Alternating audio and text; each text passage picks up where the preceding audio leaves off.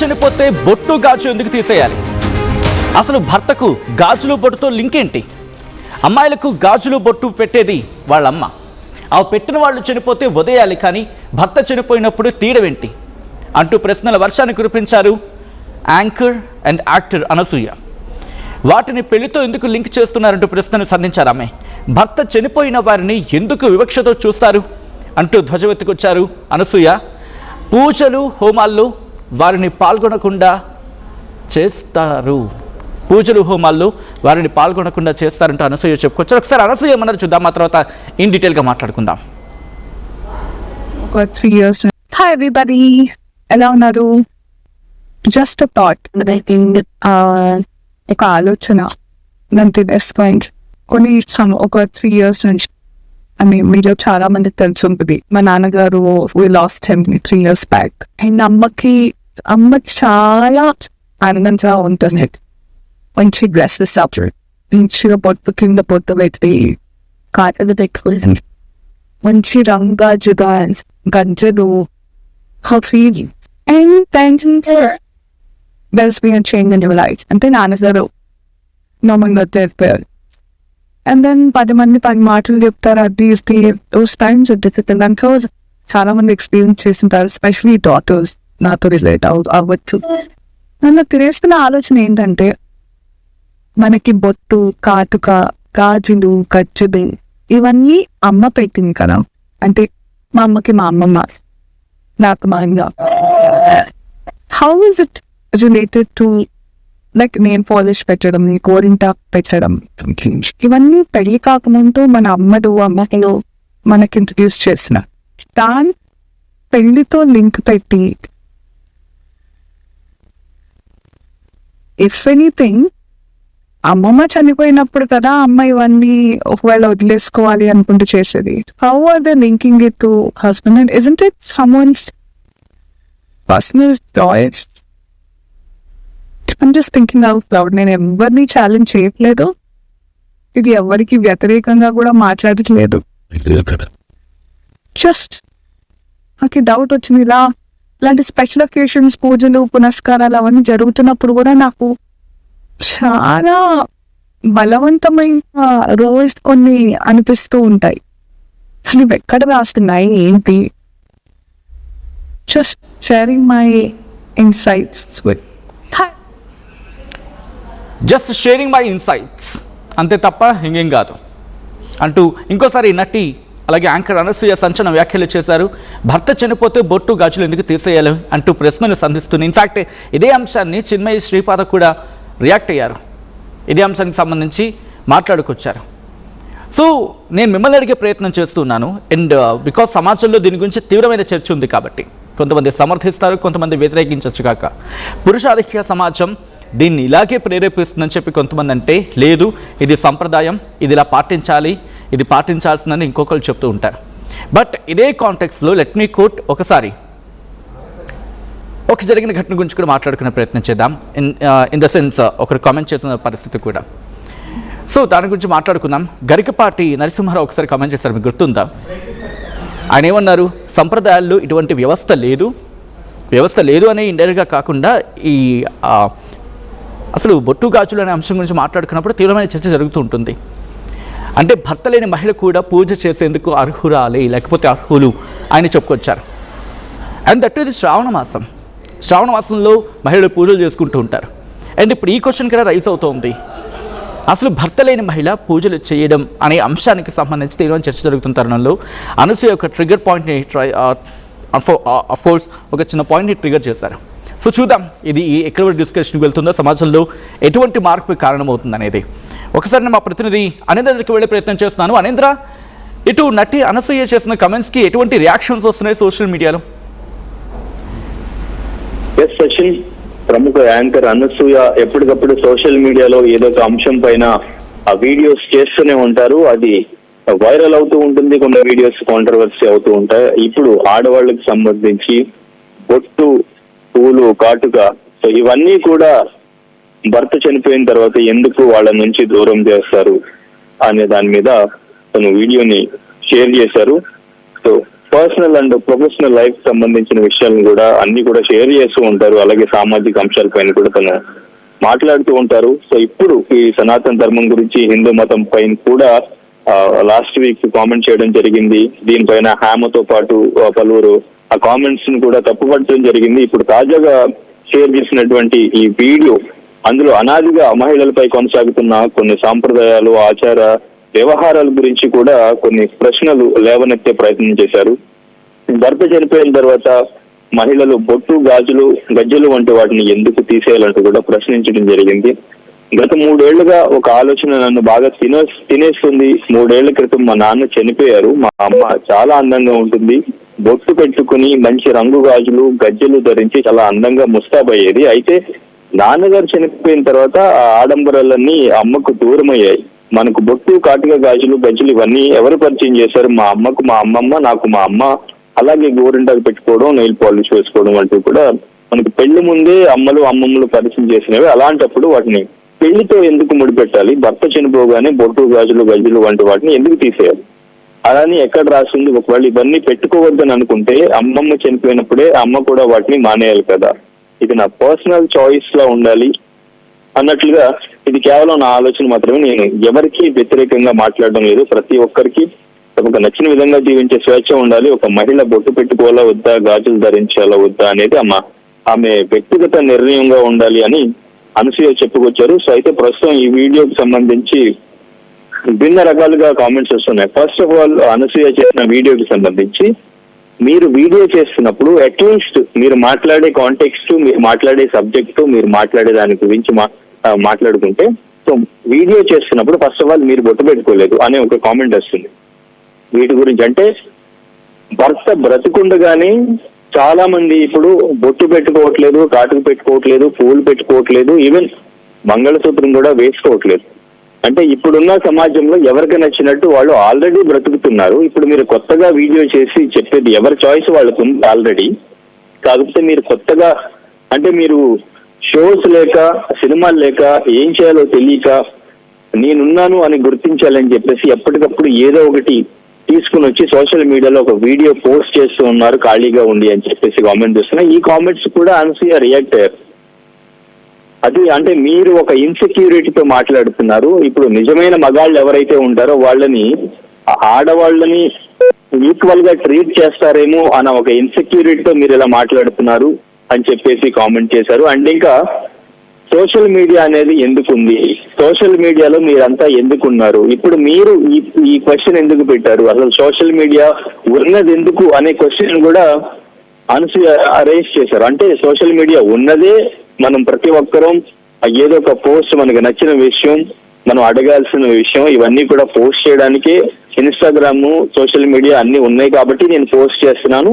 So మీరు కూడా అదే ఉద్దేశంతో నేను పెట్టిన పోస్ట్ కి క్వశ్చన్ చేశారు అని కౌంటర్ ఇచ్చే విధంగా కూడా అనసూయ దానిపైన కూడా రియాక్ట్ అయ్యారు. అండ్ ఇంకా మీరు పబ్లిసిటీ కోసం లేదంటే ఖాళీగా ఉండి చేస్తున్నారు అన్న వాళ్ళకి కూడా అనసూయ రియాక్ట్ అవ్వడం జరిగింది. తన వెర్షన్ లో తను రిప్లై ఇవ్వడం జరిగింది. కానీ ఇక్కడ తను మాట్లాడినటువంటి అంశం ఏదైతే ఉందో దానికి సంబంధించి భిన్న రకాలుగా స్పందిస్తున్నారు. కొంతమంది సపోర్ట్ చేస్తున్నారు, కొంతమంది అది సాంప్రదాయం అంటే ముందు నుంచి అనాదిగా వస్తుంది కాబట్టి, గతంలో అంటే భర్త కంటే భార్య వయసు చిన్నగా ఉంటుంది. భర్త చనిపోయిన తర్వాత భార్య ఎవరిని ఆకర్షించొద్దు అని చెప్పేసి తన మీద ఈ బొట్టు గాని, బంగారం గాని, గాజులు గాని ఏ అలంకరణ ఉండొద్దు, తనని ఎవరిని ఆకర్షించొద్దు అనే కోణంలో ఇటువంటి సాంప్రదాయం అప్పటి నుంచి కూడా వస్తుంది అని కొంతమంది ఆ క్వశ్చన్ క్లియర్ చేసే ప్రయత్నం చేశారు. కానీ ఇప్పుడు ఎవరు అది పాటించట్లేదు, ఎవరికి నచ్చినట్టు వాళ్ళు ఉంటున్నారు. ఇది మీరు కొత్తగా రేస్ చేయాల్సిన క్వశ్చన్, రేస్ చేసి డౌట్ అడగాల్సిన విషయం కాదు ఇది. రిక్వెస్ట్ ఆనంద్ర, కంటిన్యూ చేద్దాం. ఒక్కసారి మీ లైన్లో ఉండే ప్రయత్నం చేయండి. ఇటు అనసూయ చేసిన కమెంట్స్, ఇన్ఫాక్ట్ ఈ సబ్జెక్ట్ గత 2-3 రోజులుగా, మరి ముఖ్యంగా శ్రావణ మాసం స్టార్ట్ అయిన దగ్గర నుంచి చాలా విస్తృతంగా జరుగుతూ ఉంది. ప్రముఖులు రియాక్ట్ అవుతూ ఉన్నారు.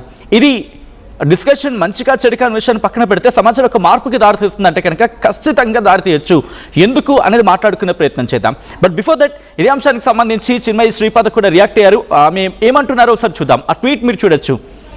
No wonder abolishing sati among us our ancestors was an uphill task. If your style of rituals is dehumanization and cruelty. Many of us have rejected it and don't practice it. We will do it our way, not as if the blessings will reach you anyway when you practice cruelty on the side. And మీరు చూడొచ్చు కొంతమంది అంటున్నారు, the husband is not the one who gives turmeric and kumkum to a girl she is born with. No, absolutely anti-Hindu statement.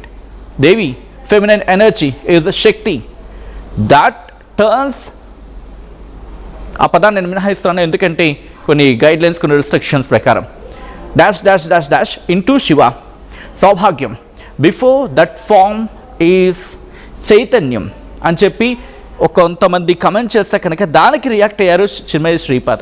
ఏమంటున్నారు, no wonder abolishing Sati among us our ancestors was an uphill task. If your style of ritual is dehumanization and cruelty, many of us have rejected it and don't practice it. Well, ఇంకోటి అంటున్నారు, ఆమె ఏమంటున్నారు, we will do it our own way, అంటే మా పద్ధతిలో మేము చేసుకుంటాం. Not as if the blessings will reach you anyway when you practice cruelty on the side. Correct me if I'm wrong, నేను అర్థం చేసుకుని చెప్పే ప్రయత్నం చేస్తాను. ఒక నేను అర్థం చేసుకుని తప్పైతే కనుక కరెక్ట్ మీ. ఏమంటున్నారంటే ఆ లైన్లోని, not as if the blessings will reach you anyway when you practise cruelty on the side. అంటే మీరు కనుక క్రూరత్వాన్ని కనుక ఒకవైపు దాన్ని ఆచరిస్తూ ఉంటే ఎలాగ మీకు ఆ ఆశీర్వాదాలు మీకు చేరవు అని అర్థం వచ్చేలా ఆమె మాట్లాడుకొచ్చారు. అండ్ నేను పబ్లిక్ లైన్స్ ఓపెన్ చేస్తూ ఉన్నాను. ఇన్ఫ్యాక్ట్ ఆర్టీవీ మీతో మాట్లాడాలనుకుంటోంది, ఎందుకంటే అవును ఇది కాస్త సెన్సిటివ్ ఇష్యూని, బట్ మాట్లాడుకోవాల్సిన సందర్భం.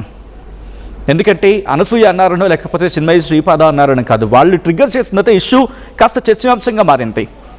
అండ్ దీని మీద మీరేమనుకుంటున్నారు, నిజంగా భర్త చనిపోతే మహిళలకి బొట్టు గాజులు దూరం చేసేయాలా? నిజంగా వాళ్ళకి దూరం చేయాలా? అవి భర్తతోనే వచ్చాయా? అసలుకి భర్తకి గాజులకి బొట్టుతో లింక్ ఏంటి? అమ్మాయిలకి గాజు బొట్టు పెట్టేది వాళ్ళ అమ్మ కదా అని చెప్పి అనసూయ అన్నమాట. వాస్తవం కదా. బహుశా తల్లి వాటిని బహుశా కూతురికి పరిచయం చేస్తుంది.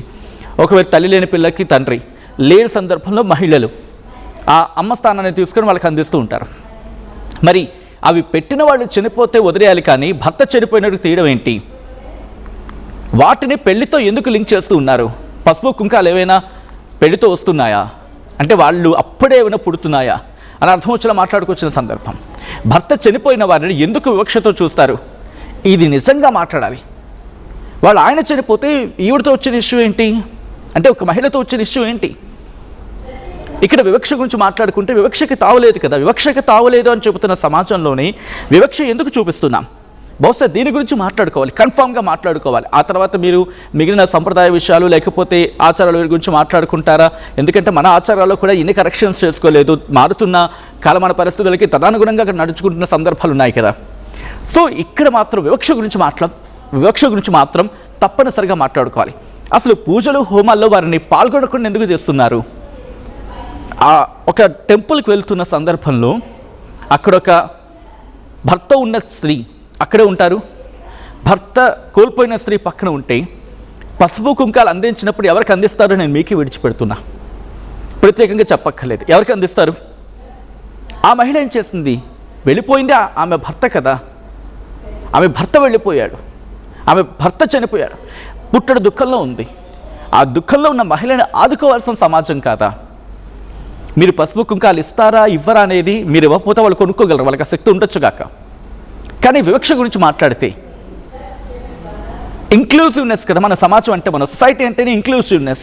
అందరినీ కలుపుకొని వెళ్ళిపోవాలనుకుంటూ ఉంటాం, అందరినీ కలుపుకొని తీసుకువెళ్ళాలనుకుంటాం. బట్ ఈ పాయింట్ కరెక్టేనా?